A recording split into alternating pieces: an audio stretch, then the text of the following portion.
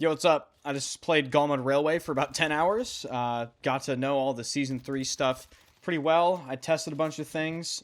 And I'm here to give you my fresh first impressions directly after my play session about Battlefield 6 Season 3. This is a mixed bag for me. The update itself, honestly, on paper, is probably better than what happened in-game. Overall, I would still say that this is a good update.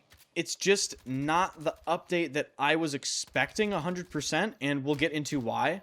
So let's just get right into it. If you enjoy the channel, if you want to stay up to date with everything BF6, be sure to subscribe, hit the like button. Going to be making a ton of videos on the new best weapons setups, all the new weapons, M16, new LMG, new sniper, maybe even some vehicle videos considering the vehicle changes, which we'll cover in this video. So lots of stuff coming up on the channel. And if you didn't already know, all of my YouTube content is automatically now posted on Spotify for you guys. That link will be in the description. And also, I'm running a full-time second channel. I'm posting regularly on it now. That will be in the description and the pinned comment as well. The first thing I just want to get out of the way is Golmud Railway. We've known this map has been coming to the game for a very, very long time.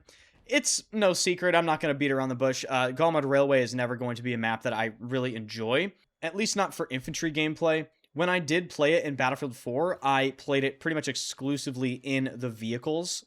I will say that Battlefield 6's Golmud Railway is better than the Battlefield 4 version, but I also think in some areas I might prefer the version in Battlefield 4.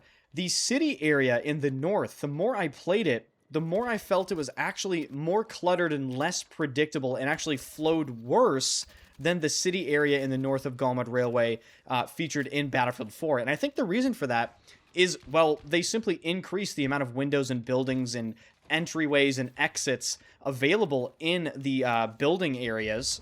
And when you combine that with the poor visibility and super fast TTK of BF6, I just think it's a recipe for a very frustrating area to have gameplay in. But on the other hand, there are areas of the new Battlefield 6 Golmud Railway where I think they've really improved the map layout. I think the southern portion of the map was definitely vastly improved. And the areas in between flags where you rotate, I feel like the terrain was more infantry friendly. In terms of game modes on Golmud Railway, I found Escalation, interestingly enough, to be the best experience on Golmud Railway, because I feel as though I like the flag layout a little bit better, and I like how the game progresses, and it sort of condenses the action. If you're a solo player and you're struggling with playing Breakthrough or Conquest, I would recommend trying to play Escalation. I feel as though that's probably the friendliest mode for a solo player, and guys, let's face it, I know Battlefield players don't want to acknowledge this, but the majority of people on the battlefield are probably solo players. In terms of other game modes, obviously Conquest is going to be the classic Golmud Railway experience. I would highly, highly emphasize the fact that you should probably learn how to play in vehicles if you want to play Conquest on Golmud Railway. It is by far going to be your best experience. And then when it comes to Breakthrough, holy shit was it rough. Wow. I don't want to go say anything crazy, but Golmud Railway Breakthrough might be the most brutal experience in the game. At least right now as I'm learning it. I'm not sure if it's going to stay that way, but holy shit, I felt like I was getting shot at from a ton of different crazy angles. I felt like it was totally brutal and grueling. I really didn't care for some of the sector layouts. The first sector in particular kind of feels weird and just awkward. You kind of have these two warehouses down near the southern portion of the map, and then the enemy's uncap is raised above everything, and they have high ground. So if you're going to play Breakthrough, again, I would highly, highly recommend playing in a vehicle, and I would also highly recommend getting a squad of your buddies, because that is just going to make your experience infinitely better. And then the last thing I want to touch on with Golmud Railway is the visibility. You guys are going to have to let me know if you had the same experience. I felt as though the visibility in certain areas of the map where foliage was really present, was actually really bad. Particularly in situations where you're at a bit of a farther distance and you're trying to see if somebody's up on a hillside, you're scanning. I feel like I find myself fucking squinting like, oh, is that a guy? Like, it's very blurry over there. I'm not really sure. So let me know if you felt as though the visibility was pretty bad on certain sections of Golmud Railway. But again, with that being said, I'm not gonna act like it's my favorite map ever. I still disagree with them actually even adding Golmud Railway. I still stand by the fact that they could have chosen a far better large map to add to the game. Another thing I want to touch on briefly is the audio. There were audio patch notes present in the update, and I have to say, I do think the audio was a little bit better for me. I noticed footsteps were a little bit clearer, maybe a little bit louder and perceivable. I could place them a little bit better. I could tell where they were coming from. Maybe this is placebo, maybe it isn't. I felt like there was a slight difference with the footstep audio. You guys are going to have to let me know if you experienced anything like that.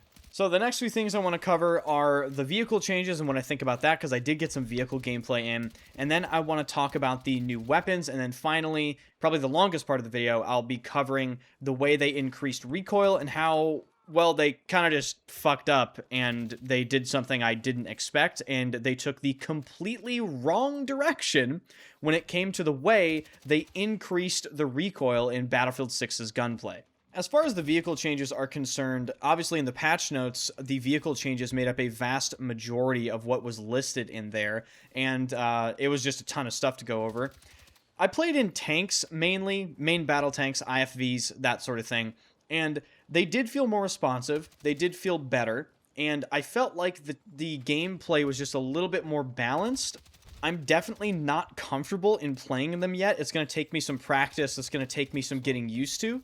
But one thing I really couldn't shake is the fact that there just seems to be some really messed up sensitivity things going on with tank gameplay in particular. I mean, it seems to me like you have 3 or 4 different sensitivities depending on what your zoom levels are, and it just feels really disorienting. I'm not sure what's up with that.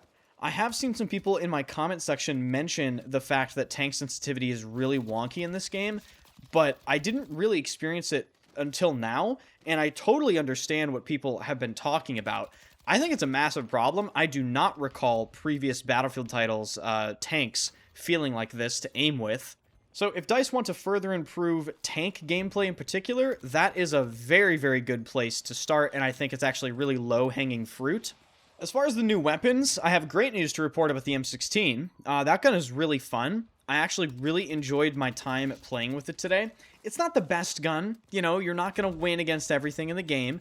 However, I just think it's one of those weapons where it doesn't matter if it's not the best. It feels pretty consistent, it's unique, it's the only default burst fire weapon in the game. You do have a full auto weapon attachment for it. Obviously, I'll be doing a full M16 video dedicated to all the builds I find with that weapon on the channel. So if you want to see that, definitely sub. And of course, I'll be covering all the other weapons like the LMG and the sniper.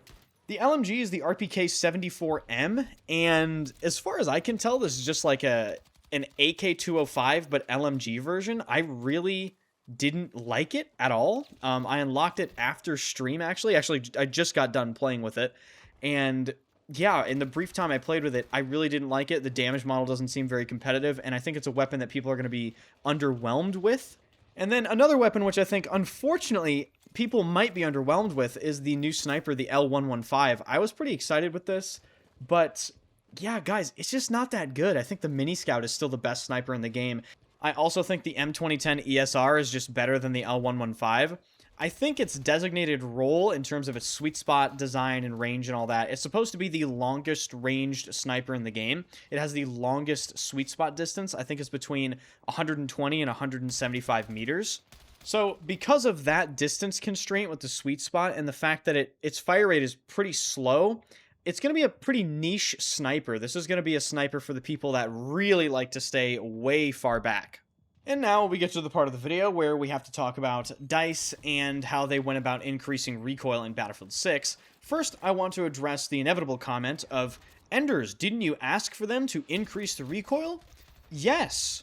Yes, I did.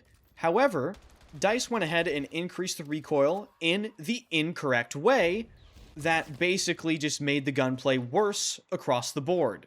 And to understand why, we have to go to MS Paint. So to understand the weird stuff going on with Battlefield 6's recoil, we just have to try to visualize what is happening. I just want to make very, very clear, these are just numbers based on pure nothingness. This is meant to be a pure demonstration, a conceptual understanding sort of thing.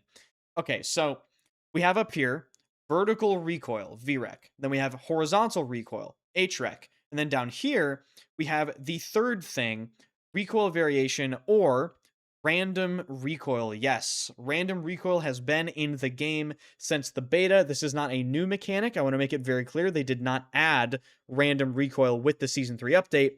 They just made random recoil basically way too impactful, and it feels really, really bad because it's random, right? You cannot control random recoil. It is specifically designed to not allow you to do that, which makes gunplay feel, well, bad. So let's just go through some stuff here. Let's say you wanted to nerf a weapon and increase its recoil. Let's say, just for instance, this is an SMG, and you wanted to increase its vertical recoil. Okay, fine. Take it from 0.4 to 0.5. Let's say you want to nerf the horizontal recoil. Take it from 0.3 to 0.4. See, the problem is, even if you only wanted to increase these two values, it doesn't matter because everything is connected. You cannot just increase vertical recoil and horizontal recoil in this game because that automatically increases random recoil. On top of the fact, maybe the devs also increased the recoil variation input on top of that. So you have like this interconnected triple fucking whammy of potential recoil weirdness going on.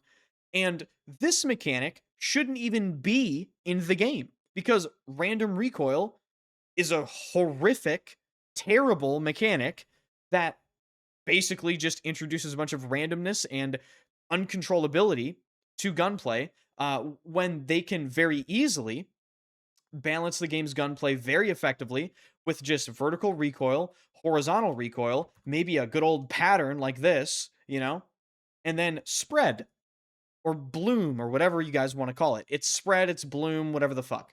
You guys understand what I'm talking about. This should never be a factor. This should never, ever, ever be in the game. All right, now I'm going to try to give you guys a visual demonstration of random recoil at work. This is the VCR2. This weapon got hit the hardest with the fattest nerf in Season 3 when it comes to recoil nerf, recoil variation nerf, and this weapon I have equipped with the maximum recoil control setup. So you literally cannot get better recoil control in terms of attachments than I have on this weapon. If you're wondering about the setup, it is long suppressor, light barrel, classic vertical, and that is it. So, first, I'm going to shoot the gun and show you guys what that looks like. Then I'm going to talk about spread and random recoil and why they are sort of in the game for the same quote-unquote theoretical purpose. And then we'll go into some other details. So, let's just shoot the VCR2 first at this target. As you can see, I mean, you can see the random recoil already fucking with me there. I'm going to get a reload in and try to kill this target down here. And then let's just finish off these. Ooh, that was nasty there. Okay. So, what is going on here? So, I think you can literally see me trying to fight against the random recoil, which is futile, might I add. In order to understand sort of, I guess, the visual aspect of it, we have to understand the recoil pattern first. So this is the recoil pattern of the VCR2. It trends up and to the left, which means to control the weapon, you pull down and to the right. Random recoil, as you are controlling the recoil, I want you to imagine the random recoil trying to make you miss and deviate your shots in either direction, right? So I want you to imagine as you're pulling the recoil down, it's trying to push your sight left or right of the target. Does that make sense? The second gunplay mechanic at play is, of course, spread, which has been in Battlefield for the longest time. Spread is the mechanic that makes you less accurate as you shoot for a longer period of time. This is how Battlefield 3's gunplay worked, Battlefield 4's gunplay worked, and, well, pretty much every Battlefield has had spread in some way, shape, or form, even if it's like in Battlefield 5 where it's translated into recoil. Spread and random recoil essentially attempt to achieve the same thing. They attempt to reel in weapons' effective engagement distances, but in different ways. So spread is technically, I guess, random. However, you can burst fire to mitigate its effect. So that is a player-controlled option and counter you have. Random recoil is just that. It's random recoil, and the only real thing you can try to combat, you can try to use to combat it, is to equip the strongest recoil setups in the game. But even then, as you can see with this weapon, it's still going to force you to miss, even if you burst fire extremely well and you're on target and you really try to make sure you understand how the gunplay works and you're using the mechanics correctly. And that's why I have a problem with random recoil. Even if you are just perfect, like you're really playing the game correctly, it will still fuck you over because the mechanic is not skill-based. The mechanic is not meant to be controlled or countered. It is random for a reason. So, in conclusion, just to keep things simple, Battlefield 6 needs to completely remove random recoil and balance weapon accuracy based off of recoil and spread like they did in Battlefield 4. If you honest to God just want a way to feel what I want, just go play Battlefield 4 and feel the gunplay in that game. My ideal gunplay is basically Battlefield 4's gunplay, but just a little bit more accurate. And with no suppression, of course. The reason why they're even bothering with this random recoil hidden mechanic bullshit is because DICE is absolutely terrified, in my opinion, to take the route of Battlefield 4 gunplay because that would introduce a skill gap to the gunplay. Players would have to understand how spread works. Players would have to understand how burst firing works. So instead of doing the correct thing, they're trying to have random recoil do the job of spread, but the feel, the actual gameplay result, is nowhere close to being as satisfying or the same. They're basically taking shortcuts, if you just want the cold hard truth. If they really wanted to, they could very, very easily do exactly what I'm saying in this video. They could remove random recoil, they could rework some of the underlying mechanics, and we could have absolute peak Battlefield gunplay.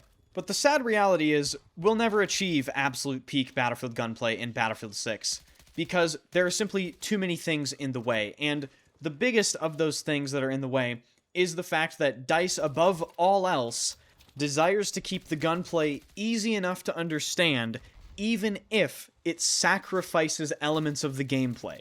They're essentially concerned that if they go overboard with any gunplay changes, the casual player base will freak out and say, I don't really like the gunplay, I don't understand what my bullets are doing, and then they'll quit the game. Which is kind of strange, because they didn't quit the game when Battlefield had much more difficult gunplay. I mean, go back to Battlefield 4, once again, as an example. Go back to Battlefield 1. People fucking hated the gunplay in Battlefield 1, even though it made perfect sense if you understood how to play the game. But even so, people hated the gunplay in Battlefield 1, and they kept playing the game anyway. So as far as I'm concerned, I don't really see any good reason to not take the correct course of action, which is to remove random recoil, make spread matter, make burst firing matter, increase real vertical and horizontal recoil accordingly based on weapons, and rework any underlying mechanics such as the way spread functions so we can achieve absolute peak. But unfortunately, ladies and gentlemen, upon the release of Season 3, all they did was essentially downgrade the gunplay experience of Battlefield 6 for no reason. And maybe the best part of all is the weapon types people really wanted to see nerfed with recoil nerfs, like SMGs, they're basically unaffected. Like, it just doesn't matter. I use the MP5, it's still a laser. Use the SL9, still a laser. Even the SCW-10 is still a fucking laser. So the weapons people wanted nerfed didn't really get nerfed, and the other weapons that people like to use, like the assault rifles and the carbines and the LMGs, just feel worse as a result of this update. Alright. And that pretty much concludes my Season 3 first impressions, at least the first part of Season 3. I am actively looking forward to the release of Cairo Bazaar, which is the Grand Bazaar remake. I think that's going to be a phenomenal map. Some pretty positive changes overall to vehicle gameplay, and in my opinion, just some downgrades to the infantry experience, DICE creating problems for themselves, you know, classic DICE things, yada yada yada. You guys are going to have to let me know your thoughts about all this stuff in the comment section. I'm very eager to read the comments on this particular video. So if you found the channel informative, be sure to hit the like button, hit the sub button. Let me know what you think about all this stuff in the comments section. Follow the second channel and follow the Spotify, where all of my YouTube content is automatically put up for you guys. So you guys have another option and another platform to choose from. Thank you again for watching, and I will see you guys in the next video.